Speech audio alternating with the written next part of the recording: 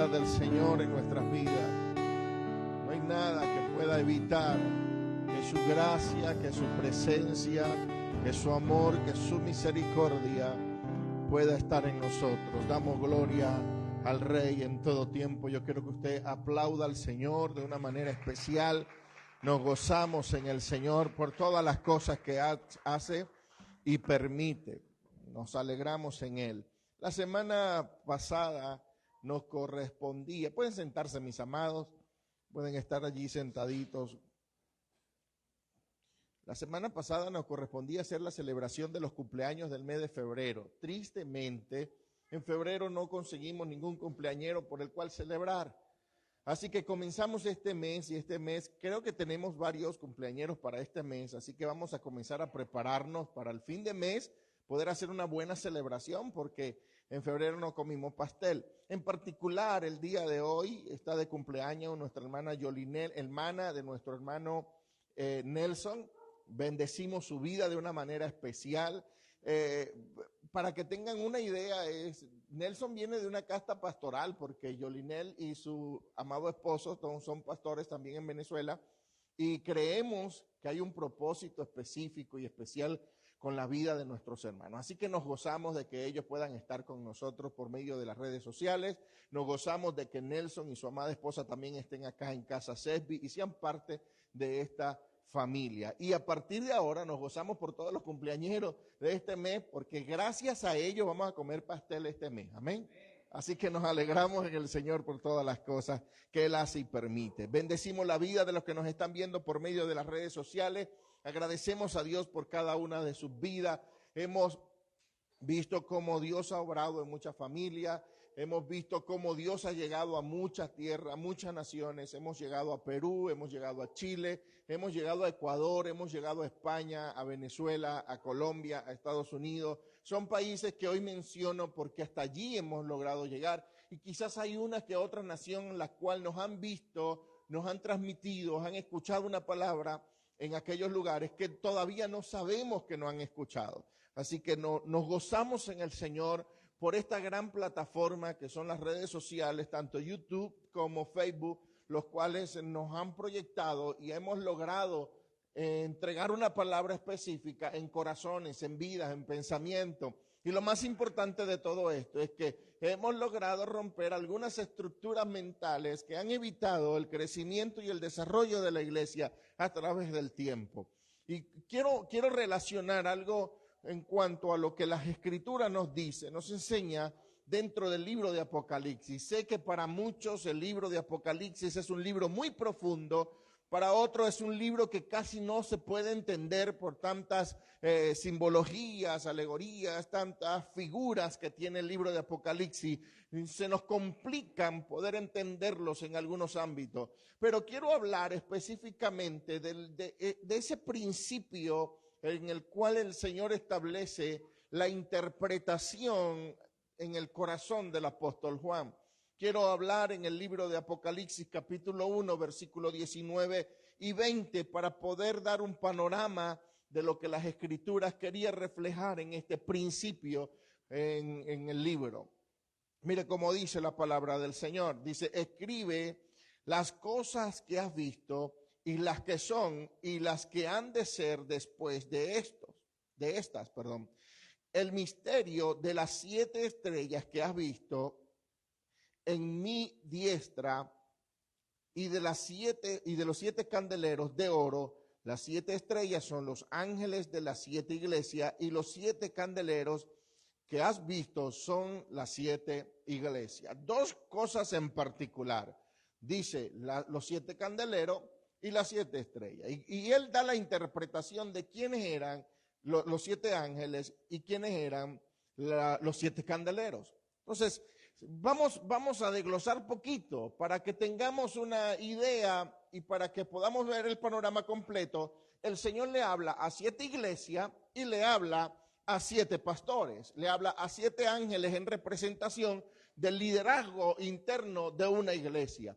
Muchos intérpretes de esta palabra han tomado el mensaje de las 7 iglesias como un mensaje literal y es una gran realidad. En primera instancia hay que tomarlo literal. ¿Por qué? Porque en el tiempo en el que fue declarada la palabra profética, habían 7 iglesias y estaban estas 7 iglesias mencionadas en Apocalipsis contemporáneo con la profecía dedicada. O sea, que dentro de las 7 iglesias que habla este libro de Apocalipsis, estaban hablando de realidades vividas en las 7 iglesias contemporáneas. Otros intérpretes dan lo que es una reseña de las 7 iglesias como 7 periodos que va a vivir la iglesia del Señor durante su trayecto por la humanidad o en la tierra. Y otros hablan sobre el mensaje de las 7 iglesias como un periodo permanente dentro de la iglesia en los últimos tiempos. O sea, que la iglesia va a vivir en los últimos tiempos 7 procesos contemporáneamente. Ahora, cualquiera de las interpretaciones que nosotros podamos darles a las escrituras, podríamos nosotros decir que en algunos casos son meras especulaciones, pero quiero hablar de los términos literales del mensaje a las 7 iglesias. Cuando nosotros leemos Apocalipsis desde el capítulo 2 en adelante, que es cuando comienza el mensaje a las 7 iglesias, podemos ver que la primera iglesia a la que se les habla es a la iglesia de Efesios, la iglesia de Éfeso. Y Dios denomina la iglesia de los Efesios allí como la iglesia que había dejado su primer amor. En primera instancia habla de una iglesia que dejó su primer amor. Eso es Apocalipsis capítulo 2 del 1 al 7. Luego habla de la iglesia de Esmirno, y la iglesia de Esmirno es la iglesia que sufrió persecuciones. Luego habla de la iglesia de Pérgamo, y la iglesia de Pérgamo es la iglesia que necesitaba arrepentimiento o arrepentirse. Luego la iglesia de Tiatira, y habla la iglesia de Tiatira como la iglesia que tenía internamente un falso profeta. Luego habla de la iglesia de Sardis, y la iglesia de Sardis se habla como la iglesia que dormía, una iglesia que no estaba despierta. Luego habla de la iglesia de Filadelfia, y la iglesia de Filadelfia es la iglesia que persevera, una iglesia que entre las 7 iglesias fue la única que recibió alabanza y que recibió una palabra de confortación y no de reprensión. Luego está la iglesia de la Odisea, que es la iglesia tibia. Y vemos acá 7 iglesias, las cuales habla de procesos, de problemas, de angustias, de tribulaciones, de situaciones difíciles, de falsos profetas dentro de la iglesia, de falsas enseñanzas, de amar quizás algunos ámbitos terrenales que no se deberían haber amado, y pare de contar. Pero en particular yo quiero enfrascarme en una iglesia porque no vamos a poder abarcarlas todas. Quiero abarcar solamente la iglesia de Filadelfia. La iglesia de Filadelfia, para que tengamos una idea sobre esta iglesia, es una iglesia la cual se estableció en un territorio donde podríamos hablar, estratégicamente maravilloso. Era la iglesia que todos los que iban a Roma tenían que cruzar por donde estaba Filadelfia. Todos los que iban de un camino a otro, era una carretera principal, era un camino principal. Pero no tan solo era eso, sino que también habían ocurrido dentro de aquella zona cosas que hicieron que la conducta o la personalidad de la gente que viviera allá fuera modificada. Filadelfia en un tiempo vivió un terremoto muy fuerte. Yo creo que muchos de los que estamos acá, como aquellos que son mexicanos, saben qué es lo que viven los que están en la capital, en México como tal. México cada año, específicamente en una fecha especial, vive terremotos o temblores fuertes. Y quizás muchos de los que conocen la historia de la capital de México, no se atreven a ir para ese tiempo o para esa fecha. ¿El motivo cuál es? El motivo es que para esa fecha, increíblemente, ocurren muchos temblores y hasta terremotos. Entonces, ¿eso qué es lo que levanta dentro del corazón de las personas? Usted mismo respóndase allí. ¿Qué es lo que levanta una cotidianidad en un evento en el corazón de una vida? Yo creo que lo primero que levanta es miedo. temores, terrores, y que cualquier conducta que podríamos tomar acerca de esa situación es una conducta quizás apropiada. Entonces, Filadelfia vivió un terremoto y a partir de ese terremoto, cotidianamente, uno de los historiadores dice referente a Filadelfia, que Filadelfia todos los días temblaba. No habían terremotos, pero todos los días habían temblor. Imagínese usted ese asunto, vivir en un lugar, vivir en un sitio donde todos los días tiembla, tanto así que las calles se agrietaban, las calles comenzaron a abrirse, las casas ya se estaban agrietando y las casas comenzaron a ser casas abandonadas. Gente comenzó a salir de la ciudad para vivir en lugares cercanos, en lugares adyacentes al sitio, por la cantidad de temblores que había. Entonces la gente ya tenía en su pensamiento una psicosis, ya la gente tenía en su pensamiento un temor, un miedo, y ese miedo influenciado por todo lo que estaban viviendo a diario. Es terrible este asunto, poder vivir de esta manera, vivir con la expectativa de salir a la calle y quizás muchos decir, no sabemos si regresamos a casa. Vivir en una ciudad donde todos los días maten a alguien, donde todos los días roben, donde todos los días se escuche de alguien conocido que le pasó algo. Es terrible vivir esa situación. Muchas personas que viven esa situación, ¿qué es lo que le toca hacer? Le toca o escapar del sitio o acostumbrarse al sitio. Le toca salir corriendo del lugar o buscar la manera de que el lugar no se haga como ellos, que el lugar no invada su corazón, no haga vida en sus vidas. Decía mi madre en un tiempo, tú puedes vivir en un barrio, pero el barrio no puede vivir dentro de ti. Y es una gran realidad en cuanto a los ámbitos de vivencia. Podemos vivir en lugares peligrosos, pero el peligro no puede vivir dentro de nuestros pensamientos y corazones. Y así estaba viviendo Filadelfia. La gente de aquel lugar, la gente de aquella zona, aunque era una zona quizás muy popular porque era el lugar donde se transitaba para poder llegar a Roma, aunque se le llamaba la pequeña Atenas en aquel tiempo por la cantidad de templos que se habían levantado, aunque tenía una buena fama, había terror en el corazón y en el pensamiento de las personas que vivían en aquel sitio. Pero Dios levanta una palabra, porque ¿qué es lo que esperamos nosotros cuando estamos viviendo situaciones difíciles? Cuando estamos viviendo momentos de crisis, momentos de angustia, momentos de tribulación. ¿Qué es lo que esperamos? Que Dios declare una palabra sobre nuestras vidas. ¿Qué es lo que espero yo cuando estoy pasando por una situación en la cual necesito la voz de Dios? Estoy esperando que Dios hable y me conforte. Estoy esperando que Dios hable o me dirija. Estoy esperando que Dios me hable y me direccione en algún ámbito en cuanto a las decisiones que tomar. Y aquí vemos una iglesia a la cual Dios dedicó una palabra específica para ellos, porque en el tiempo ellos estaban viviendo situaciones difíciles. Y cuando Dios comienza a hacer las declaraciones proféticas sobre cada una de las iglesias,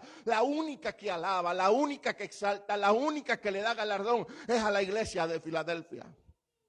Mira lo maravilloso de este asunto. Esto me da a entender a mí de que no por las circunstancias nosotros tenemos que vivir mal. No por las cosas que están pasando a nuestro alrededor nosotros tenemos que vivir en angustia. Tenemos una fe y una seguridad en nuestra vida de que Dios es el que sustenta la iglesia. Y cuando nosotros nos afirmamos en ese asunto, no vamos a recibir reprensión de parte de Dios, sino un halago. No vamos a recibir una recriminación de parte de Dios, sino un impulso, una palabra que nos motive, que nos aliente y que nos lleve más adelante. Y por eso quiero leerte lo que Dios comenzó a hablarle a la iglesia de Filadelfia.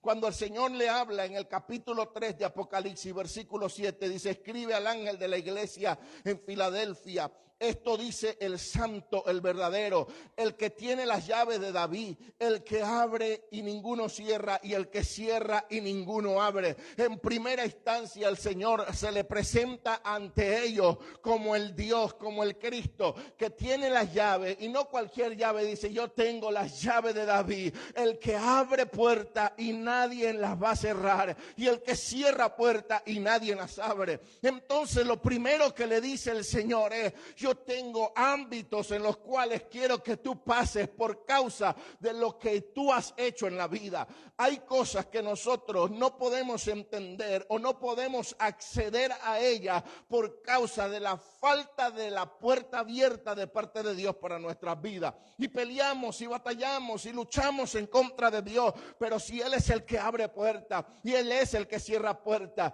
¿Y cuál es el motivo por la cual a la iglesia de Filadelfia se le abren las puertas? ¿Cuál es el motivo por la cual Dios declara dentro de esta iglesia que tiene puertas abiertas? El motivo es de que esta iglesia permanecía en la palabra. Mire cómo dice: yo conozco tu obra, he aquí, he puesto delante de ti una puerta abierta, la cual nadie puede cerrar, porque aunque tienes poca fuerza, has guardado mi palabra y no has negado mi nombre. Lo primero que Dios le dice: la puerta abierta está. De esa manera, por causa de que tú sabes guardar mi palabra y no niegas mi nombre. Y esto es muy, pero muy importante dentro de cada uno de los creyentes. Si usted me ha escuchado predicar en otras ocasiones, va a saber que mi lucha continua es por el conocimiento de una verdad bíblica, pero no cualquier verdad bíblica, sino una verdad presente, porque no toda verdad bíblica es una verdad presente, pero toda verdad presente tiene que ser una verdad bíblica. Hay una lucha continua porque la iglesia puede entender las verdades escriturales, porque ellas nos llevan no tan solo al conocimiento, sino a la apertura de puertas, sino a la apertura de ambientes, sino a la apertura y al acceso de lugares las cuales quizá no imaginábamos que íbamos a poder tener. Muchas veces nosotros pensamos que la sanidad y el milagro ocurre porque simplemente yo oro. No, usted puede orar toda una vida, pero si no cumple la palabra, no va a tener las puertas abiertas de la salud en usted. Y es terrible lo que le estoy diciendo.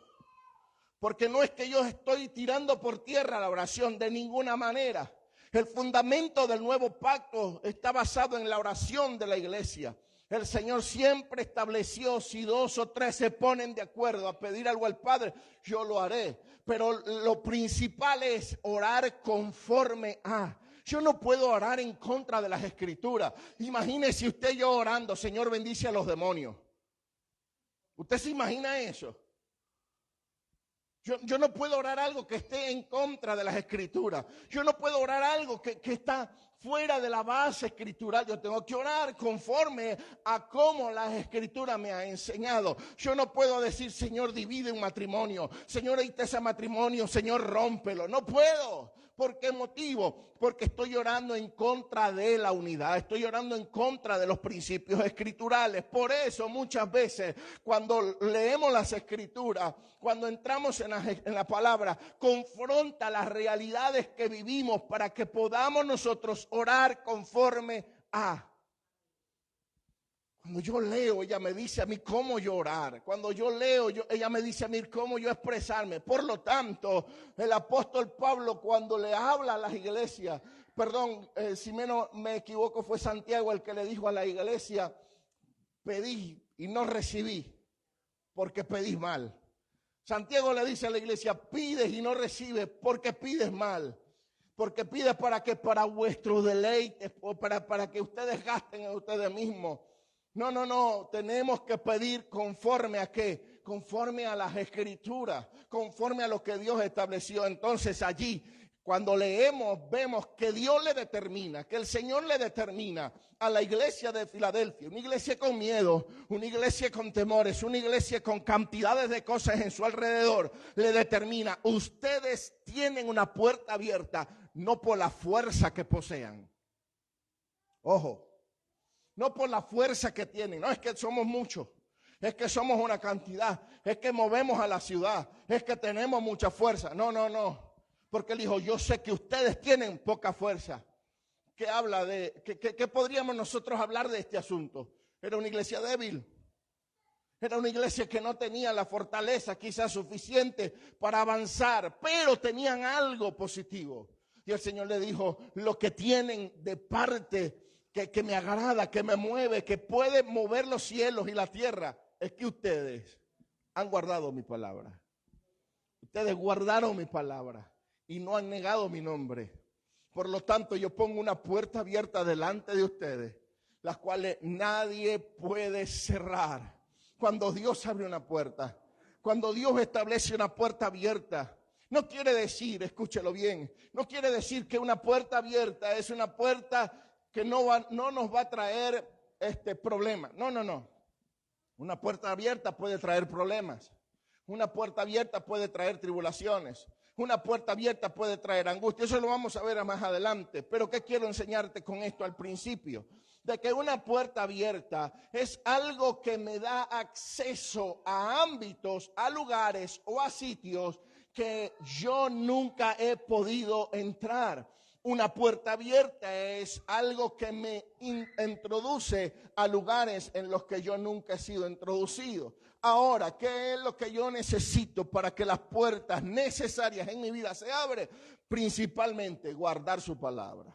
Entonces sigue hablando el Señor a la iglesia de Filadelfia en el capítulo 9. Dice, he aquí, yo entrego de las sinagogas de Satanás a los que se dice ser judíos y no lo son, sino que mienten. He aquí, yo haré que vengan y se postren a tus pies y reconozcan que yo te he amado. El reconocimiento es otro de los ámbitos que cubren a la iglesia de Filadelfia. El que Dios reconozca o que la gente reconozca que Dios está contigo no tiene precio. El que la gente reconozca que Dios te está respaldando en los ámbitos donde tú vas, los ámbitos donde tú operas, los ámbitos donde tú estés haciendo vida. Escúchelo de esta manera, porque no es fácil. Usted va a ver gente, usted va a ver creyentes, usted va a ver cristianos caminando por la calle y usted va a decir, ese no es cristiano nada. Ese no tiene nada. Ese fulano de tal, no, ese no es evangélico nada. Ese es un vocablo que utiliza la gente para simplemente identificar la conducta de una persona. Cuando ven la conducta de alguien, dice, su conducta no se parece a lo que él habla o a lo que él enseña. Entonces, la iglesia de Filadelfia es una iglesia la cual Dios estableció de que la gente que lo viera tenía que decir, Dios está con él. Ahora, ¿qué es lo que Dios hace con nosotros? ¿Qué es lo que Dios puede hacer contigo de tal manera que la gente diga, Dios está contigo? Yo quiero que tú te imagines o que tú pienses por un momento, ¿qué es lo que Dios puede hacer? No tan solo en tu vida, sino en tu matrimonio, en tu negocio, en tu familia, entre los tuyos. Porque hay cosas que Dios quiere hacerlo. Hay cosas que Dios va a demostrarlo, pero lo primero es guardar su palabra. Para que la gente que está en el entorno puedan decir, oh, Joel es un hombre de Dios, es un varón de Dios. No tan solo porque él dice que es evangélico, no, sino que Dios ha respaldado las palabras que dice, Dios ha respaldado lo que enseña, Dios ha respaldado su matrimonio, Dios ha respaldado la familia. Hay muchas cosas que Dios tiene que demostrar en nuestras vidas para decirle al mundo, yo estoy con él. Habacuc tuvo una oración. La oración de Habacuc fue, aviva tu obra en medio de los tiempos y en medio de los tiempos hazla conocer. ¿Qué fue lo que dijo Habacuc? Habacuc dijo, Señor, en medio de las tribulaciones, en medio de las angustias, en medio de los momentos difíciles, haz demostrar que tu obra, que lo que tú estás haciendo en mi vida, eres tú y no soy yo. Entonces Habacuc le estaba pidiendo a Dios que le demostrara al mundo el avivamiento de él en medio de la tribulación. Y es lo que Dios hace dentro de nuestras vidas. Lo que hace Dios en el mundo o delante de la gente es demostrarle que en medio de angustia, en medio de tribulaciones, en medio de terremotos, en medio de temblores, en medio de situaciones económicas, financieras muy precarias, Él está proveyéndole a su iglesia. Él está dando salud a su iglesia. En medio de un COVID, en medio de una mortandad por causa de un virus, Él mantuvo su vida firme y fiel delante de su presencia. En medio de circunstancias que fueron difíciles, Él estuvo presente. Entonces, allí Dios está demostrando que estuvo contigo. Necesitamos entonces nosotros seguir guardando su palabra. Entonces versículo 10 dice: por cuanto has guardado la palabra de mi paciencia, yo te guardaré de la hora de prueba que ha de venir sobre el mundo entero, para probar a los que moran sobre la tierra. He aquí, yo vengo pronto, retén lo que tienes para que ninguno tome tu corona. Al que venciere yo le haré columna en el templo de mi Dios y nunca más saldrá de allí. Y escribiré sobre el nombre de mi Dios y el nombre de la ciudad de mi Dios, la nueva Jerusalén, la cual descendió del cielo de mi Dios, y mi nombre nuevo.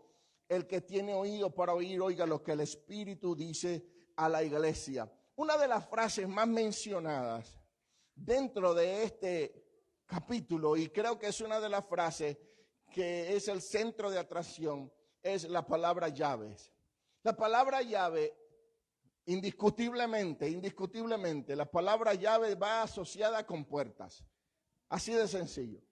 La palabra llave va asociada con aprobación, va asociada con aperturas, va asociada con introducción a ambientes, y es una de las cosas que Dios quiere establecer en nuestras vidas. Quiero que analicemos poquito para ir ya terminando. Dentro de las Escrituras hay varias porciones bíblicas donde Dios habla de la palabra llave. Y quiero que la analicemos. La primera es llave de conocimiento. ¿Sabía usted que Dios tiene las llaves del conocimiento para su vida? Porque cuando el Señor habla ahí en Apocalipsis, Él dice: yo tengo las llaves. Y cuando habla no en singular, sino en plural. Él no habla, tengo la llave, sino las, ¿cierto? Y cuando dice las, no quiere decir que tengo la llave de una puerta, tengo las llaves de muchas puertas. Y yo quiero mencionar algunas de esas puertas. Mire cómo dice Lucas, capítulo 11, versículo 52. Lucas 11, 52, hablando Jesús a los escribas y a los fariseos, dice: ay de vosotros, intérpretes de la ley, porque habéis quitado las llaves de la ciencia. Vosotros mismos no entrasteis, y los que entraban se lo impidieron. Ahora, cuando habla de llave aquí, ¿de qué llave está hablando? Llaves de ciencia, llaves de conocimiento. Entonces, la Biblia me habla de que hay llaves de apertura hacia lugares de ciencia y hacia lugares de conocimiento. Miren algo. Vamos a poner un ejemplo dentro de nuestra casa. Si yo coloco, vamos a poner el ejemplo de la hermana Nena.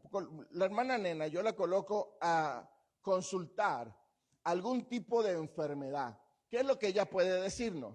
Yo no soy médico, no puedo consultar una enfermedad, o sea, no puedo dar un diagnóstico, ni tampoco puedo decirle qué debe hacer en dado caso. Pero si usted va a la pastora, que ya usted conoce que es médico, podrá ella consultar algún tipo de enfermedad. ¿Por qué? Porque ella tuvo la introducción a las de llaves en cuanto a un conocimiento que no tiene otro. Usted me pone a mí a consultar un enfermo y yo le voy a mandar algo que para el pie, se lo voy a mandar para el dolor de barriga. ¿Por qué? Porque yo no sé recetar nada. Yo no sé consultar, y además yo no sé qué es lo que se utiliza para cada una de las enfermedades.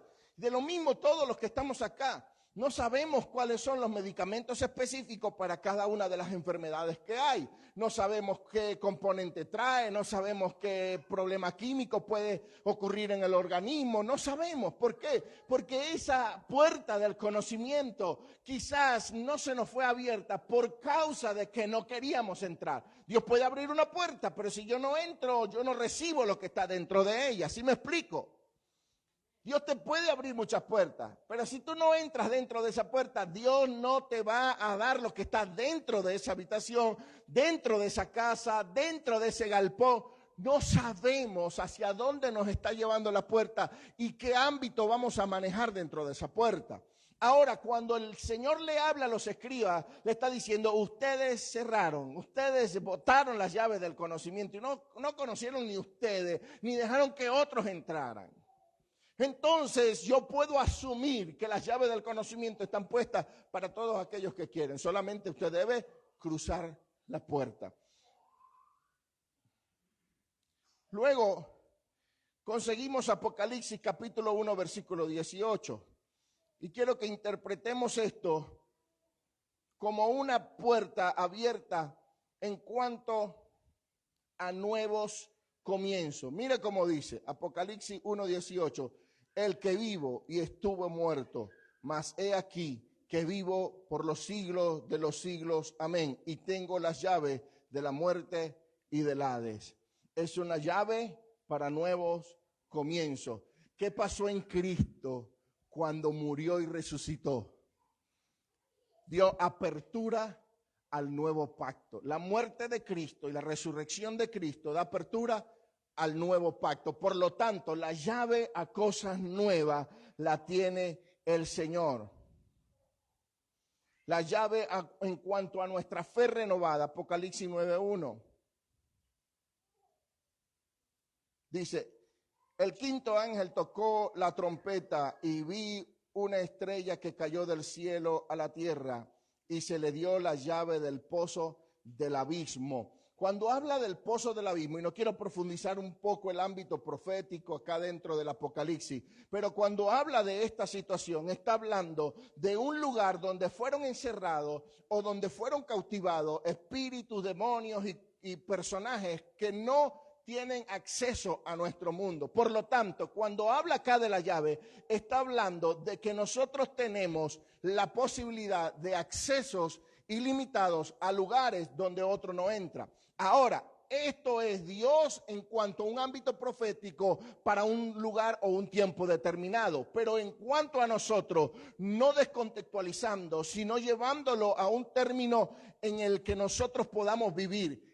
Cuando usted ata, y esto lo vamos a ver más adelante, cuando dice las Escrituras en el libro de Mateo capítulo 16 versículo 19, dice, y a ti te daré las llaves del reino de los cielos, y todo lo que atares en la tierra será atado en los cielos, y todo lo que desatares en la tierra será desatado, ¿en dónde?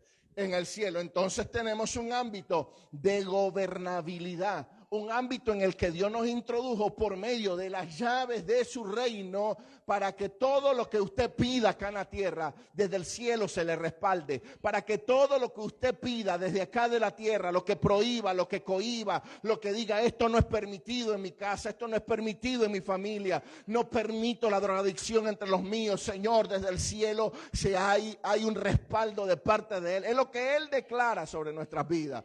Todo lo que atares en la tierra, y si usted nota y lee detalladamente lo que dice las Escrituras, dice todo lo que ates ¿a dónde? Aquí en la tierra. No dice lo que ates en el cielo, dice todo lo que ates acá en la tierra, en el cielo también será atado. Y todo lo que desates aquí en la tierra, porque tu lugar de gobernabilidad, tu sitio de gobierno, tu sitio donde tienes las llaves, el acceso en la tierra. Tú no tienes un acceso en el cielo, no, tienes un acceso en la tierra, y desde la tierra demandas mandas, comandas, puedes tomar posesión en los ámbitos celestiales, pero es desde acá, desde el sitio en el cual Dios te colocó. ¿Dónde te ha colocado Dios? Te ha colocado en un trabajo, en una empresa, en un negocio, te ha colocado en una casa, en una familia, te ha colocado en una ciudad, en un país. No importa el lugar donde te haya colocado, pero el lugar donde Dios te colocó es el lugar de gobernabilidad, donde Dios te va a respaldar, donde Dios va a hacer cosas grandes, donde Dios va a hacer cosas poderosas. No importa, no es la ciudad más terrible, no importa, no es la ciudad más pecadora, no importa, no es el lugar donde ocurren más temblores, no importa, no, es Venezuela donde Dios me ubicó, no importa el sitio donde te haya ubicado, lo importante es entender que si Él tiene las llaves para tu vida, si Él tiene las llaves del reino, si Él te entregó puertas abiertas, nadie las va a cerrar. Eso es lo que necesitamos entender, eso es lo que necesitamos nosotros introducirnos. Cuando les hablé en un principio de que las puertas, cuando se nos abren, no siempre se nos abren con bendiciones. Sí, es una bendición que Dios me abra una puerta. Pero cuando yo traspaso esa puerta, mire lo que dice, 1 Corintios 16, 9. El apóstol Pablo dice, porque se me ha abierto puerta grande y eficaz. Dice, se me abrió una puerta grande. Se me abrió una puerta poderosa, se me abrió una puerta eficaz. Y muchos son los adversarios. Dice que cuando cruzó la puerta para predicar el evangelio, quizás en alguna zona, en algún lugar, dentro de ese lugar va a conseguir adversarios. No quiere decir que cruzar una puerta ya estás libre de situaciones difíciles. No quiere decir que porque Dios te entregó una llave, no quiere decir que Dios te abrió una puerta, no quiere decir que Dios te introdujo a un ámbito especial o específico. No vas a tener más problemas, no, van a seguir los problemas. Vas a tener gente adversaria, vas a tener gente que luche contra de ti, vas a tener gente que va a difamarte, a hablar mal, a decir cosas en contra de lo que tú eres, de lo que tú tienes o de lo que tú sabes. Pero lo importante de todo este asunto, que es lo que se nos tiene que quedar grabado, que el portador original de las llaves se llama Cristo. Y si Él me entregó la llave de una puerta o Él me abrió una puerta, no me va a dejar pasar solo. No va a dejar que yo entre y me batalle, pelee yo solo. Si Él me abrió una puerta es porque Él va a estar conmigo. Si Él abrió una puerta es porque va a caminar dentro de esa puerta. Si Él te abre una puerta, si Él te impulsa a un lugar, si Él te lleva a un sitio, no te lleva solo. Él va contigo, no te manda desamparado. Él te acompaña, no te va a dejar dentro de cuevas de leones donde no le cierre la boca al león. No te va a mandar al horno de fuego donde la candela te va a consumir, sino que la candela no te va a hacer nada. Ni humo va a oler tu ropa, ni a humo va a oler tu camisa. No se va a quemar un cabello. ¿Sabe lo volátil que es colocar cabello al lado del fuego?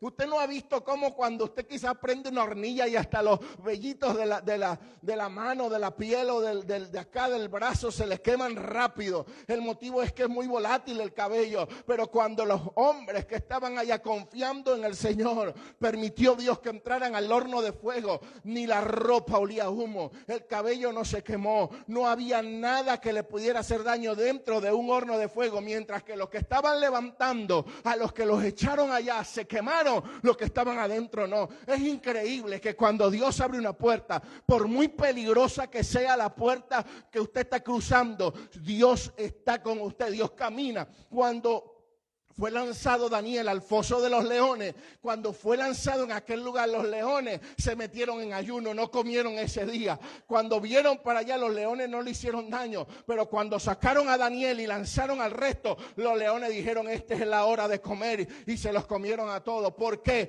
Porque cuando Dios te introduce en una puerta, en un ámbito, las fieras más terribles de este mundo cierran su boca para hablar en contra de ti. Tienen que cerrar el pico para poder levantar una palabra en tu contra. Pero cuando Dios no te ha llevado a un sitio, escúchalo, cuando Dios no te lleva a un sitio es donde más duele. ¿Por qué? Porque fui yo el que entré, Fui yo el que me metí, fui yo el que quise, fui yo. Y es ahí donde yo tengo que detenerme. Yo no puedo cruzar ámbitos que Dios no me permitió. Y vuelvo a lo que te dije hace unos minutos. Yo no puedo orar, Señor, separa, divide un matrimonio cuando no es la voluntad de Dios. Yo no puedo orar, Señor, mira, esta pareja no sirve, no funciona, cuando no sé si es la voluntad de Dios. Yo no puedo decir bendice a los demonios cuando yo sé que no es la voluntad de Dios. Hay oraciones de autoridad que yo no necesito preguntarle a Dios si es su voluntad o no. Yo tengo que orar conforme a la palabra, dando un ejercicio legal de lo que soy y de lo que tengo. Yo no puedo venir y decir, Señor, es tu voluntad que este demonio salga del cuerpo de fulano. ¿Verdad que no? Ahí como oro. Ahí oro declarando, Señor, en el nombre de Cristo, este demonio se va. Porque no necesito conocer la voluntad de Dios en este ámbito. Ahora, ¿por qué nosotros oramos con tanta duda? ¿Por qué oramos dudando de las cosas, Señor? Porque no conocemos su voluntad. Señor, ¿será tu voluntad que yo me case con fulana de tal? Señor, mire, esto es increíble. Un día recibí un caso, y no voy a decir nombre para no desacreditar a nadie, donde el hombre decía que se casó fuera de la voluntad de Dios con su esposa. Ya después que tuvo bastantes muchachos, y ya después que hizo su vida, los hijos ya bien grandotes, poder pensar eso a estas alturas de la vida, cuando Dios te ha bendecido con 2 hijos, porque herencia de Jehová son ¿qué? Yo podría tomar de repente, dentro de mi pensamiento, que no era la voluntad de Dios antes de casarte, pero después que te casaste, te metiste en la voluntad de Dios. ¿Me explico? Pastor, ¿pero qué hago? Ya estás adentro, ya es la voluntad de Dios, ya Dios lo permitió, ya Dios te aprobó, ya estás adentro. No puedo decir, tengo el caballo, estoy montado en el caballo y estoy montando allí, estoy cabalgando el caballo. Es la voluntad de Dios que cabalgue el caballo, Señor. Ya lo estoy cabalgando, era su voluntad, punto. No puedo decir después que estoy en el ámbito, que estoy adentro, Señor, es tu voluntad. No. Tengo que saberlo antes de entrar. Tengo que saberlo antes de montarme. Tengo que saberlo antes de que se me abra la puerta. Tengo que saberlo antes.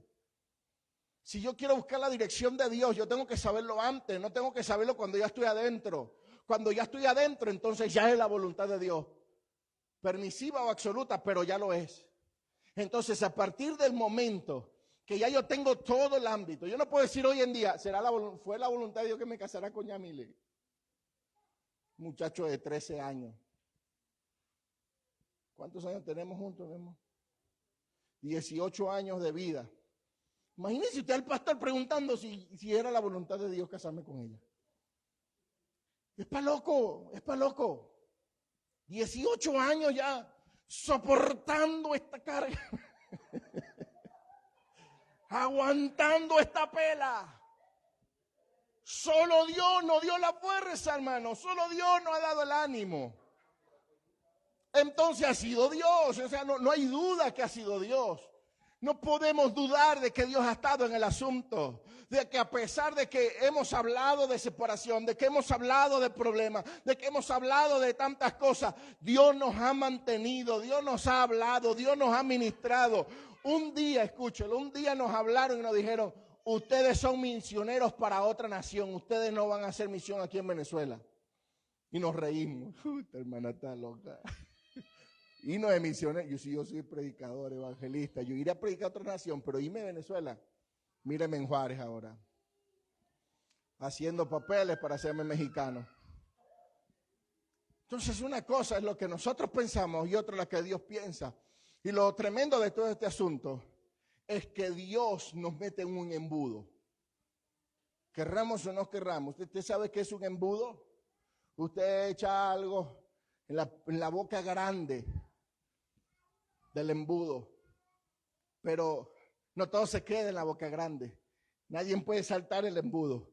Todo va a ir bajando hasta que se va haciendo más angosto y obligatoriamente tienes que pasar por el orificio, por la puerta o por el sitio. La misma forma hace Dios. Hoy quizás nos sentimos desahogados, estamos caminando bien, estamos andando en todos los ámbitos. No, pero es que yo no quiero entrar a ese ámbito, es que yo no quiero entrar al propósito, es que no sé, es que le tengo miedo al pastorado, es que le tengo miedo al liderazgo, es que no sé, es que como que eso no es para mí, pero de repente se va estrechando la cosa y decimos, oye, pero es que no sé qué hacer, ya me tomaron en cuenta en la iglesia o ya me llamaron la atención para que yo haga esto y de repente se pone más angosto y decimos, no, es que ya estoy en el asunto, ya estoy metido en este paquete, ya ahora soy pastor de encuentro, soy pastor de una red y cuando ya estoy allí en el sitio, entonces, Señor, será tu voluntad. Es que yo te llevé. Es que yo te llevé de tal manera que tú no tenías no tuviste ninguna excusa para poder entrar en lo que yo determiné para tu vida. Entonces hay ámbitos en los que Dios comienza a meternos sin que nos demos cuenta. Y es Dios el que nos está metiendo. Y tarde que temprano te vas a ver ya en el sitio y vas a decir, ¿y cómo llegué yo hasta aquí? Porque hoy yo me veo acá y yo digo, ¿cómo Dios nos trajo hasta acá? Desde Venezuela. ¿Cómo pasó el tiempo para lograr traer a mi esposa? Y yo recuerdo una vez que Aide me decía, cuando caminábamos por la segunda, me decía, algún día vas a ver a tu lado a tu esposa y a tu niño. Y yo lo veía imposible, hermano. Yo lo veía difícil por toda la situación que vivía. Yo decía, Dios mío, ¿cuándo será que yo vaya a tener a mi hijo? Y ya tenemos 5 años acá. Y hoy, escúchelo, hoy me pregunto, ¿cuándo se me van a abrir las puertas para hacerme mexicano? Y ya conseguí el trámite. Y me dicen que 6, 7, 8 meses. Y lo veo difícil y lejos. No tan solo por los meses que hacen falta, sino por los 18,000 pesos que cuesta hacerse mexicano. Pero yo sé que Dios tiene todas las cosas. Yo sé que Dios va a hacer todo. Lo único bueno que nos corresponde a nosotros como refugiados es que no vamos a presentar examen para hacernos mexicanos. Estamos exonerados de examen, así que no me toca estudiar. Pero estamos confiando, estamos creyendo que Dios ha abierto una puerta delante de nosotros y que aunque sabemos que hay oposición en esa puerta que se nos abrió, y vuelvo a repetirle, una de nuestras oposiciones es la economía. O sea, pensar en el dinero que hay que pagar, y no tan solo eso, no son los 18,000 pesos que hay que pagar, sino los boletos de avión para la Ciudad de México, el hotel en la Ciudad de México, todo el tiempo que tenemos que estar en aquel lugar, es poco más de dinero. Pero aunque haya oposición en esa puerta, nosotros la vamos a cruzar. Y ya la comenzamos. ¿Cuándo? Nos vamos en el tren, así sea en el tren de aquí para allá. Nadie se va en el tren, todos se vienen en el tren. Nosotros vamos a ser los venezolanos que vamos a romper el paradigma. Nos vamos en el tren de aquí para México. Ay, bendito Dios, pero en el Chepe. ¿No llega hasta allá? Amados, todos los que nos ven por medio de las redes sociales, gracia y paz sean otorgadas a sus vidas. Deseamos que las puertas se les abran a cada uno de los que hoy nos están mirando, que las llaves del reino sean otorgadas a los que están por medio de las redes sociales y a Casa Sesbi. Que toda la puerta por la cual ha orado para que se le abre, Dios le dé las llaves y que se abran sus puertas. Muchas bendiciones.